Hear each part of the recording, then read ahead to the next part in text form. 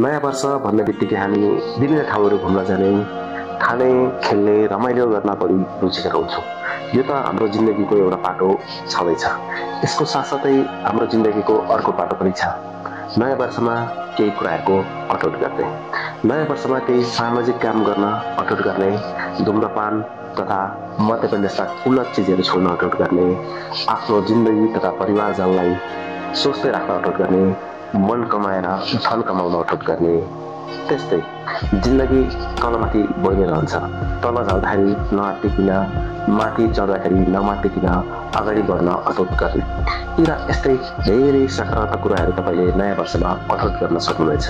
नयाँ वर्ष 2082 साल तपाईँहरू सबैमा उमङ्ग बनोस्, एकदमै उत्सव बनोस्, हाँसी खुसी रहनुहोस् भन्दै म लगायत सम्पूर्ण सेन्ट जेभियर एजुकेसन कन्सल्टेन्सीको तर्फबाट तपाईँहरूलाई हार्दिक मङ्गलमय शुभकामना।